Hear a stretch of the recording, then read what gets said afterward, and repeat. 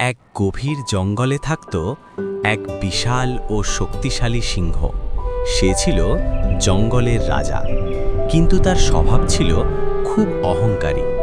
সে ভাবত, আমার মতো শক্তিশালী আর কেউ নেই, তাই কাউকে সম্মান করার দরকার নেই। একদিন প্রচণ্ড গরমে সিংহটি পানি খুঁজতে বের হলো। অনেক দূর হাঁটার পর সে একটি ছোট্ট ঝর্ণার কাছে পৌঁছল। সেখানে একটি ছোট্ট ইঁদুর পানি খাচ্ছিল। সিংহ ইঁদুরটিকে দেখে জোরে গর্জন করল। ভয়ে ইঁদুর কাঁপতে কাঁপতে বলল, মহারাজ, আমাকে ক্ষমা করুন। সিংহ হেসে বলল, তুমি এত ছোট, তোমার থেকে আমার কী বা ক্ষতি হবে? এই বলে সে ইঁদুরটিকে ছেড়ে দিল। কয়েকদিন পর সিংহ শিকার করতে গিয়ে শিকারীর জালে আটকে গেল।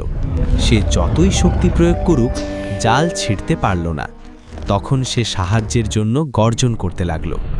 সেই শব্দ শুনে ছোট ইঁদুরটি ছুটে এলো। ইঁদুরটি তার ধারালো দাঁত দিয়ে ধীরে ধীরে জাল কেটে দিল। অল্প সময়ের মধ্যেই সিংহ মুক্ত হল। লজ্জিত সিংহ বলল, আজ বুঝলাম ছোট হলেও সবাই গুরুত্বপূর্ণ। সেই দিন থেকে সিংহ আর অহংকারী রইল না। শিক্ষা: কাউকে ছোট করে দেখা উচিত নয়। সময় এলে ছোটও বড় কাজে আসতে পারে।